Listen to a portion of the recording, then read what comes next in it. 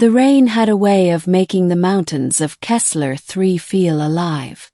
Every droplet rolled down mossy cliffs like liquid silver, filling the air with a constant whisper. To Ethan Cole, former mechanic turned reluctant settler, it was the sound of solitude. After the war on Earth had bled his family dry, he had taken the cheapest ticket he could find, colonist labor on a backwater planet no one really cared about. That night, solitude shattered. While returning from a supply run through the mountain pass, Ethan spotted what looked like wreckage among the trees. A faint trail of smoke coiled skyward, tinged with the smell of burning metal. He parked his battered crawler and carefully stepped through the wet underbrush. What he found was not a crashed cargo drone, nor one of the colony's faulty atmospheric skimmers. It was an escape pod, sleek obsidian black, its hull glowing faintly from heat. The insignia on its side was alien, marked with jagged crimson strokes he didn't recognize. Inside, the pod's hatch had cracked open, and a figure lay slumped across the threshold. Ethan froze. It was a woman or something close to one. Her skin gleamed with a faint silver sheen under the rain.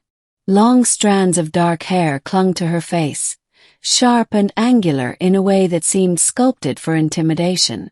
Her body armor was cracked and sparking, and one arm hung uselessly at her side. Most striking of all were her eyes, faintly glowing, slitted like a predator's. She was injured badly. Ethan's first instinct screamed at him to leave. Alien tech, unknown species, potential military value.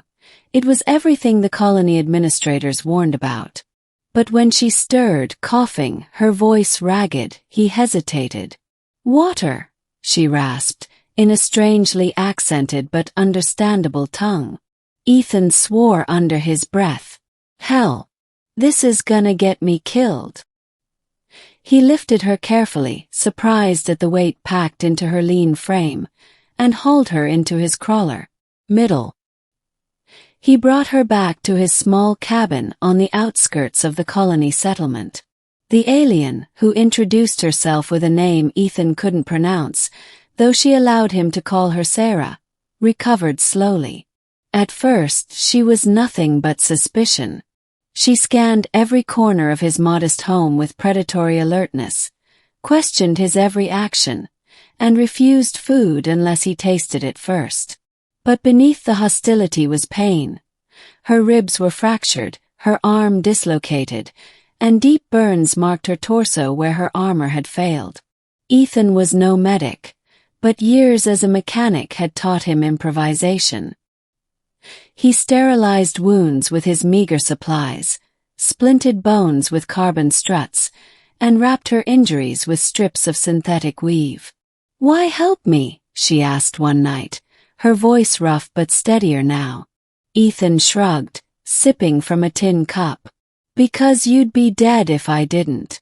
And I don't exactly like watching people die when I can stop it." She studied him with those unblinking predator's eyes. "Most species fear us. They run, or they kill us in our weakness." "Well, I'm not most species," Ethan said simply.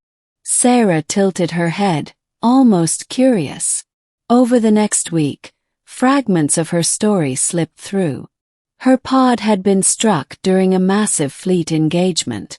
She had ejected, landing on Kessler 3, but her enemies were hunting her. "Enemies?" Ethan had asked.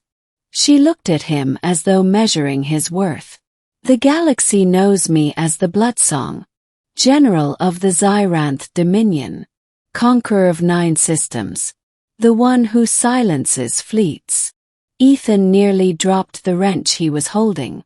"Wait, you're that Bloodsong?" He had heard the stories. Every colonist had.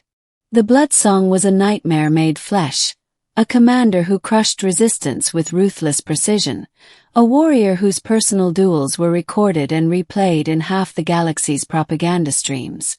And she was sitting on his cot, eating rehydrated stew with a spoon. Ethan stared at her, then laughed in disbelief. "You've gotta be kidding me. The galaxy's most feared warrior, and I found you bleeding in a ditch." Sarah bristled, her pride wounded. "I was ambushed." "Yeah," Ethan said, smirking. "By gravity and a bad landing." For a moment silence. Then, unexpectedly, Sarah laughed. Not cruel but genuine. It was the first time he saw her as something other than a predator. But danger was never far. 2 weeks after Ethan found her, a patrol ship descended into Kessler III's atmosphere. It bore the insignia of the Ithari Coalition, the sworn enemies of the Xyranth Dominion. "They're here for me," Sarah said grimly. The Coalition squad landed near the wreck site. Ethan watched from a ridge as armored figures swept the area with scanners. Sarah wanted to confront them immediately, but Ethan pulled her back. "You're still half-healed. You go out there, you'll get yourself killed." "I do not fear death," she said coldly. "Yeah. Well, I'd rather you didn't die in my backyard," Ethan shot back. She glared at him but didn't move. That night, the squad traced energy readings toward Ethan's cabin. He barely had time to shut off the lights before the ground rumbled with approaching boots. Sarah reached for a blade hidden in her armor. "Stay behind me." But Ethan surprised her. He pulled out a jury-rigged pulse trap, a contraption of scavenged capacitors and shock emitters.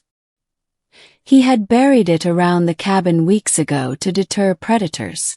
The moment the squad entered the perimeter, Ethan triggered it. Arcs of blinding energy erupted, shorting their scanners and frying their weapons. The soldiers stumbled, disoriented, just long enough for Sarah to strike. She moved like lightning. Even injured, she cut through the squad with terrifying precision, her blade carving arcs of silver in the moonlight. By the time silence fell, the Coalition troops lay scattered, unconscious or dead. Ethan stood frozen. He had known she was dangerous, but seeing it in person chilled him to the bone. Sarah wiped her blade clean, then looked at him. "You set the trap.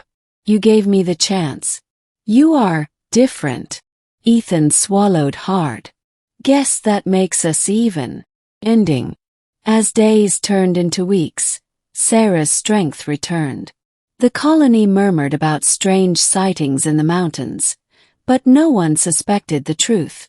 Ethan and Sarah formed an unlikely bond, human stubbornness clashing with alien pride, yet tempered by mutual respect.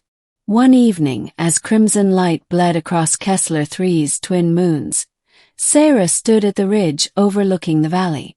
Her armor was repaired, her weapon gleamed, and her posture radiated power once more.